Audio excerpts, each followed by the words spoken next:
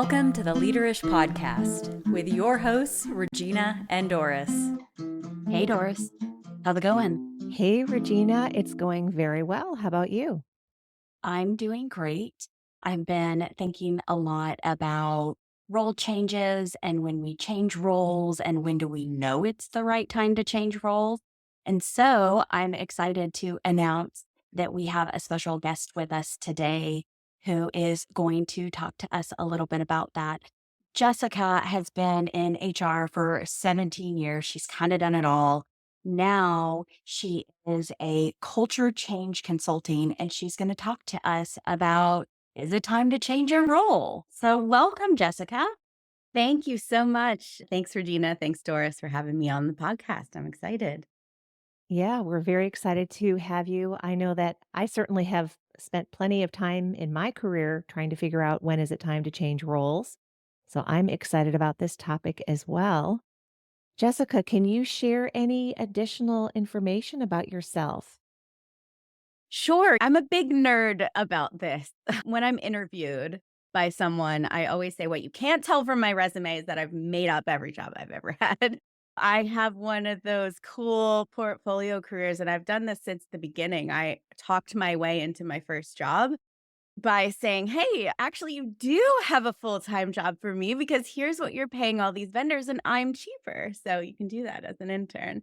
And then from there, I just started chasing challenges instead of jobs. I've worked in talent management, talent acquisition. I've always been in a position of helping others find their place and their perfect fit in a culture and also in the work that really lights them up. So I'm excited to talk about this with you guys. That is amazing. Can you share a little bit more about what you said about chasing challenges rather than roles? What does that mean? Mm. Yeah, earlier on in my career, it was about what I wanted to learn. And the internship that I happened to get out of college was at a very small company, and they were looking for an HR intern, and their job description said, "We'll teach you HR, and also we want you to edit our policy book." Because I thought that I wanted to go into publishing and be an editor. So I thought, great, I could experience both. And then I just fell in love with HR, and I realized that I had strong opinions about it. What a company's responsibility was to its people and how to really create cultures that actually drive business forward. And so that was very formative for me. I stayed at that place for 8 years after talking my way in. And that was really formative. From there, I took on different specialties because there was always an underlying mission. I never went into learning and development, for example, because I wanted to go into learning and development. I had made a network connection through my MBA. She was the head of HR at a large company, and she and I really hit it off in terms of our philosophies on culture. And I said, "You're the boss I want to work for. And this is the challenge that I want to solve, this culture thing within this big, old organization." And she said, "I don't have anything right now, but I think I'll have some things coming up." It took 2 years. I finally landed it. She said, "I think this role could be the major culture driver in the organization because they're saying they want culture change. They're saying they want it to be employee driven. And we don't have a learning and development department that does a whole lot other than SAP training and leadership and field, but there's all these other people that aren't really getting resources. I think you could build the business case for yourself." So that was the turning point into L&D. I love picking out what could I do to make this workplace better. I love originating roles. And so those are the types of challenges that really light my fire. And I've loved being able to influence multiple companies at a time as a consultant and a coach. So it sounds like for you, you knew it was time to change roles when you were ready for a new challenge. So were Yeah. you able to solve the problems? And that's when you decided it was time for a new challenge? From the very beginning, I've gotten to be the creator and the architect of a function. How do I make it work? How do I make it live without me? There are programs that are still going because I automated them. When I start getting into this repetitive, more rote process type work, I'm just administering the programs instead of creating them and figuring out how they work in the larger organization. Then I know, okay, it's probably fine now. I've built what I've built. I love hearing about your journey. And this episode is about a time to change roles for our listeners. Mhm.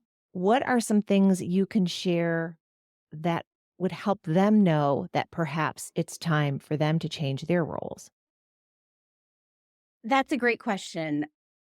Most people have a moment where they think, is this all the next 30 years of my life is going to be? Is this it? Some people really want to have more responsibility. They want to be in charge of something. They want to help others learn their specialty. Some people want to grow in their specialty area. They want to learn more. They want to deepen their expertise. And I see that a lot with people who are making career pivots, usually about 10 to 15 years in, and you start to see a lot of professionals wanting to make ambitious career pivots into a whole new industry. They feel like the industry itself doesn't have any more interesting challenges or things to learn. Sometimes the industry itself has changed or the company has changed and it's not what they signed up for. But usually that you have signals. You start losing energy for your job. You start dreading Mondays. Maybe the relationships in the organization aren't really what you want them to be. Maybe you have a boss that doesn't really support you. There are so many signals that if you love what you're doing and you love the company and you feel like you're working towards something, then sometimes you can make your peace with some of these imperfections. But when it becomes draining on your energy, it starts impacting your personal life. You feel like your job is taking away from your life instead of facilitating your life. That's usually when I see people um, ready to make a big change like that. So I think what you're saying is that there's signals, right? Yeah. Yeah. There's either an intrinsic or an extrinsic signal, Mhm. which you feel inside of you intrinsically. So Right. it's either your own thoughts on, is this the right place for me? Is this the right thing for me to be doing now? And that could be for a multitude of reasons. You gave us lots of them. Or is this the right organization or team for me right now? So when you start asking yourself those sorts of questions, that's when you may be cued in that it might be time to change your role. There sounds like there is some opportunities here to go a little bit deeper into some of those motivators that might help you figure out and go a little bit deeper into that signal to see if it is actually time for you. What would you recommend? So I think some of the signals and maybe just to get a little bit more specific on what a lot of people are feeling if you're considering a career change and wondering if it's right for you. Being successful on paper is one thing, but if it drains you, then it's something to look at. If your motivation is declining, you don't feel like yourself at work, that could be the early signs of a potential journey towards burnout. If you're sacrificing what really matters to you and you're aware of all these things. I think the signals are really intrinsic. You know when something's not aligned for you or with you. Your body feels it and resists it. It becomes hard to do the thing that you're supposed to do. There are so many factors and everyone is so different, but it's something to look at, I would say. Does that make sense? Uh-huh. I like that answer. I want to dig a little bit deeper in Yeah. terms of getting in front of the dreading Mondays. Hmm. I created a workshop a few years ago where back in my corporate life, I had all the employees think about where they wanted to be 5 years from now. And there were three different exercises to this. One was the job that you have today. Where do you see yourself in 5 years?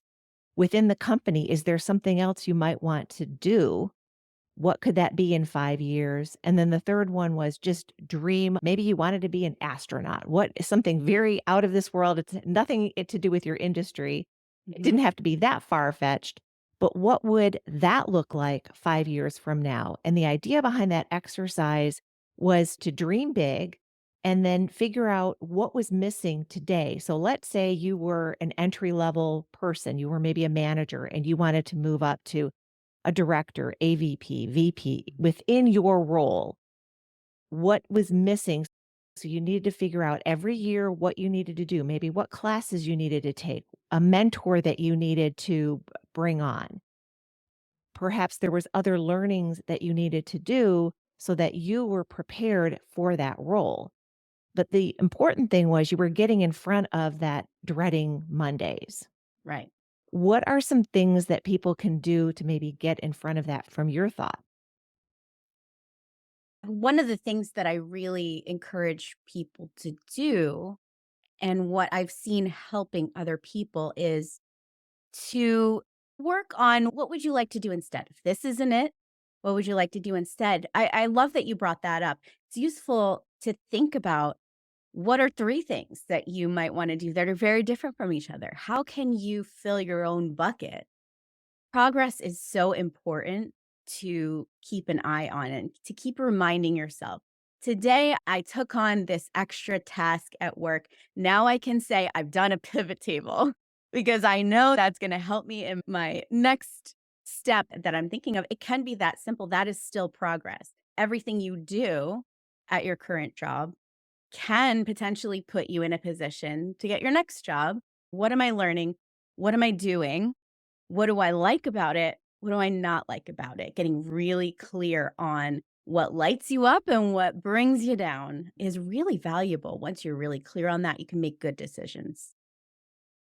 So I have something to share based on Doris's recommendation for dreaming big and what does the future look like for you. And then Jessica, from your thoughts around making sure every step you take, you get more. I haven't done this before, so I'm just sharing that out loud.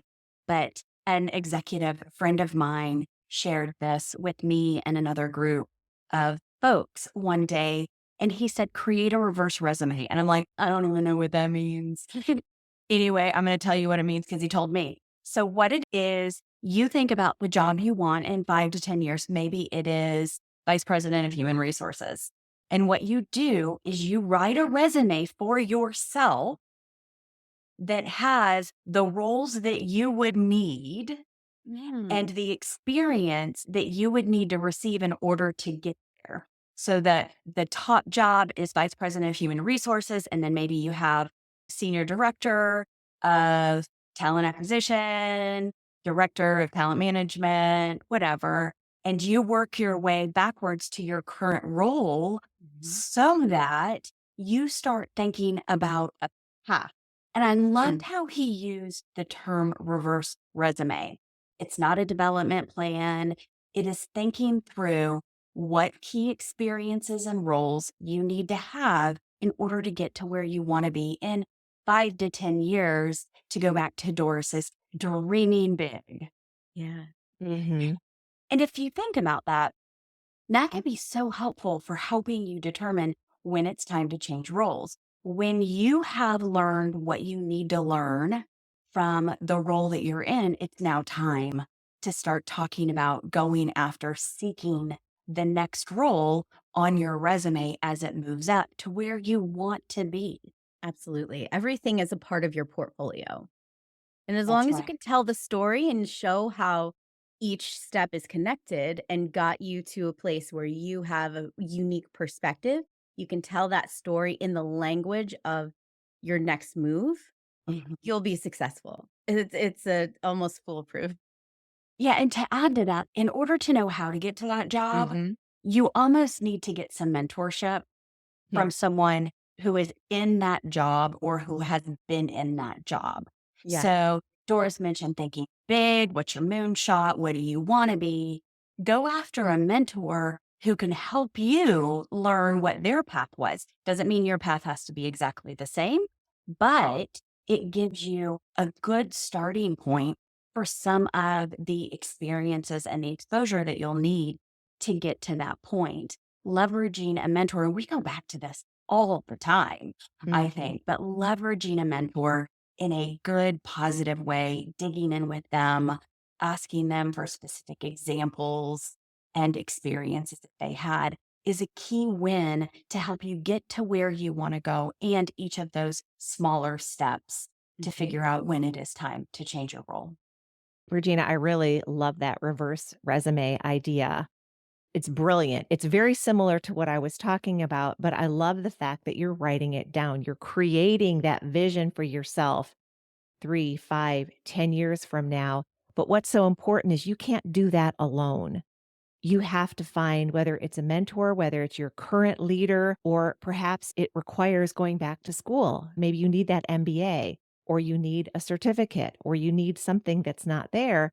But having it written down and knowing that you want to be VP of human resources, there's probably a lot there that you don't have. And finding that mentor, I think that's a great idea. Love that. And I love that you brought in the certificates, MBAs, education, because a resume has those things on it too.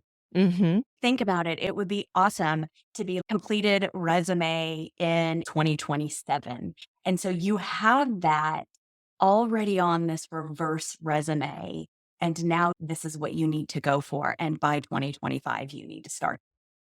Yes. And I know you said that it's not necessarily a development plan, but I can see it marrying up to an individual development plan. Having the two together, I think will be perfect to leading you in that direction and getting you the job that you want in 3 to 5 years. It's like the reverse resume is the strategy, and the development Mhm. plan is all of your milestones or your project plan to get that strategy complete. Your objectives and your action plans. That's right. Yeah, so much fun. Mhm. It's like a business plan for a small business, and you are the small business. Aren't we all? Aren't we all Yes, our own small business? we We are are constantly working on ourselves. constantly. I have another thing that I wanted to share too. And I think I've brought this up on the podcast. I still have the same mentor 15 years later. And we catch up from time to time. And there was a time in my life where my leader had offered me another role within the organization. It wasn't one that I applied for. And she set a framework up for me that I've added to since then. And that framework was really helpful for me to determine if I should take this role. But if we just shift perspective just a little bit, it can also help us determine if we should change roles. And so there's 4 parts or 4 considerations when thinking about changing roles, I think. And the first one is, will you get more pay? So change roles to get more pay. The second one is, will you be learning something new? Will you be adding something to your resume that will get you to your end or your future goal? I'm not going to say it's an end goal, your future goal. Are you getting a better title? So is your title increasing that will help you get to your future goal? And last, is there a better work-life balance for you if that's what you need in this moment? And her thing was, if you can't say yes to one of those things, then it is not the role to take. But if we flip this on its head and we think about changing roles, then you can think about all 4 of these as, do I need more pay? Do I need to learn something new? Do I need a better title? Or do I need more work-life balance to get to where I want to go? If you can answer yes to one of those questions, it may be time to change roles. And if you can answer yes to multiple of those questions, it likely is time to change roles. Thoughts on it? I have a question on the work-life balance. Yes, that's my ad that I added in a couple of years later through years of coaching folks through their careers and all that good stuff. Let's talk. Well, the reason that I'm asking is it feels like if you want to move up and do, let's say, moving from a manager role to an AVP or a director or even a VP role, that your work life balance may go in the opposite direction of what you want as you're moving up that corporate ladder or even building your own business.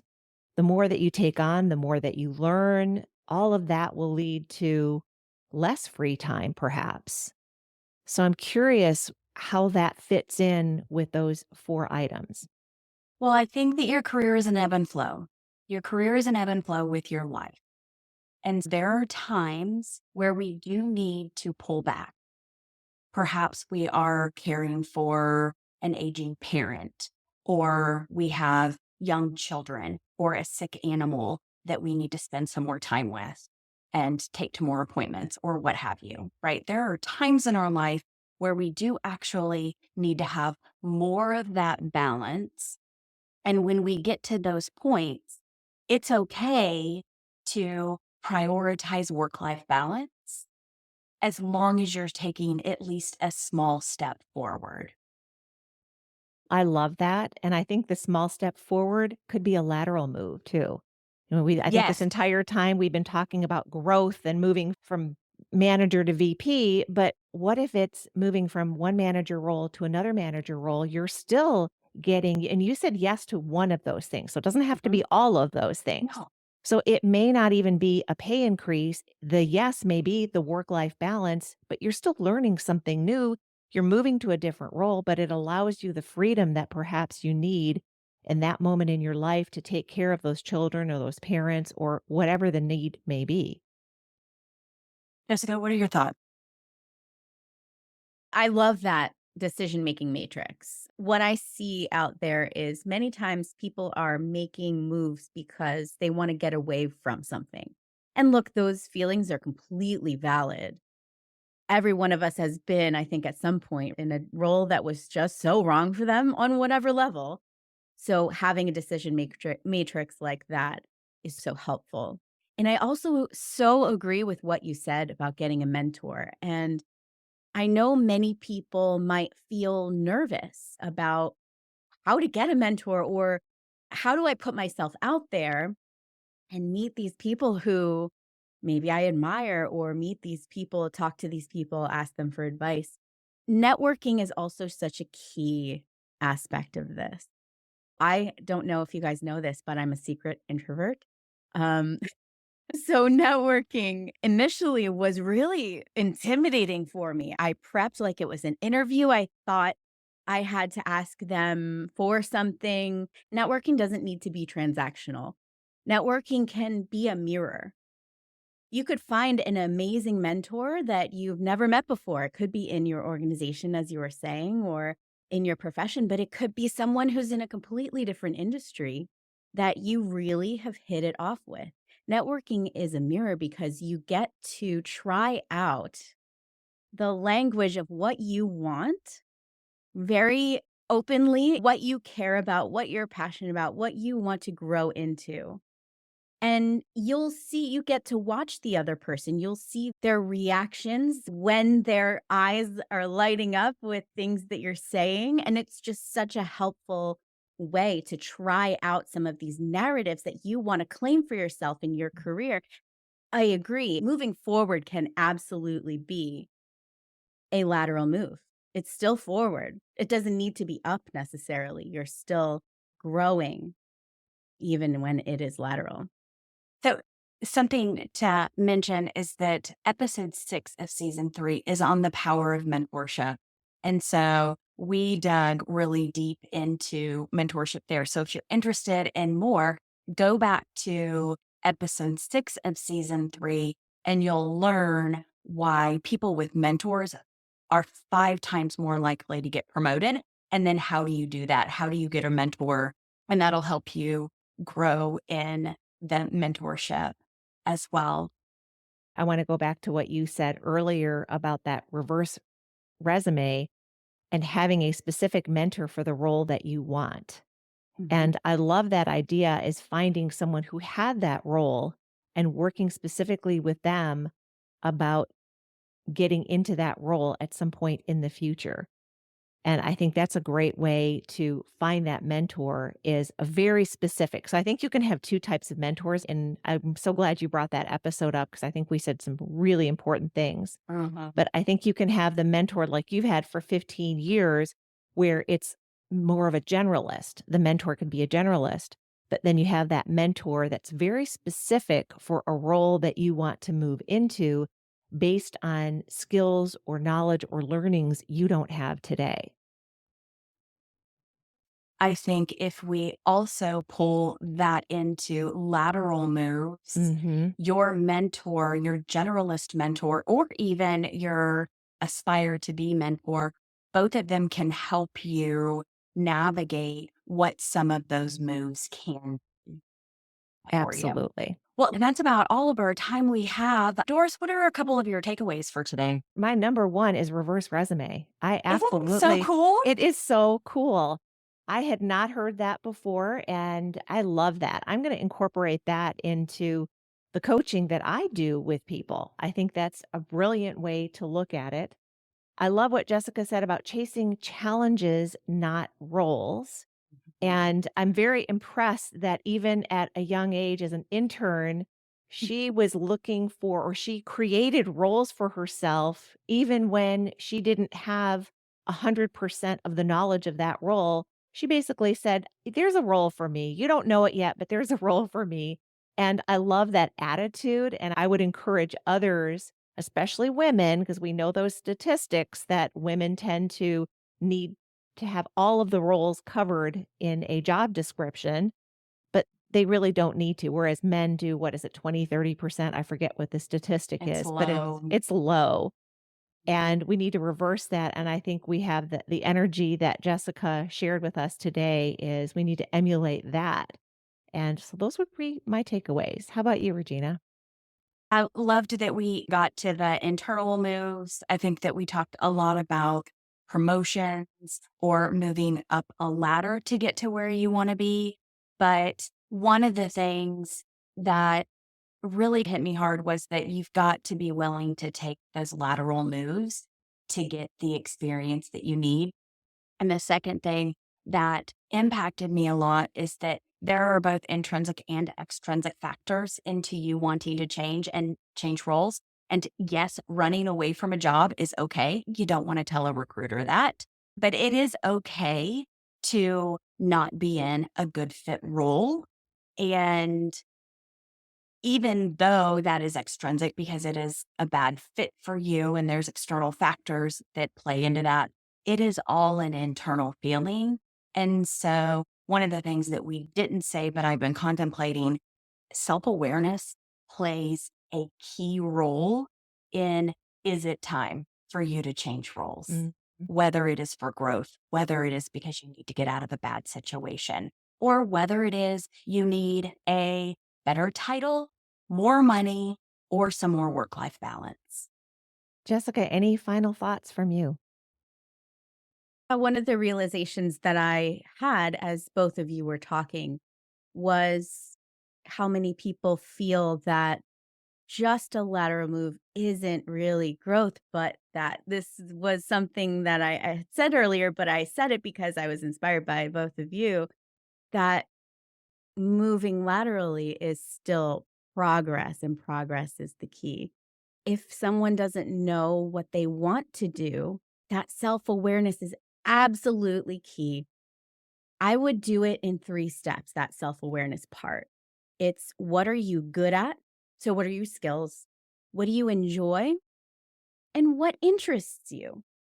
My question for people who are wanting to consider moves is always last time disappeared for you, what were you doing? Even if it's not at work, what were you doing? That tells you something about some things that come naturally to you, what you enjoy, what makes you not want to watch that clock. Those are the things that you should go after. And even if it's knitting, I bet you could tell a story about how knitting makes you an incredibly focused and disciplined employee who can make something beautiful out of a process. Nice. Also, I had to write it down. The last time that time disappeared for you, what were you doing? Wow.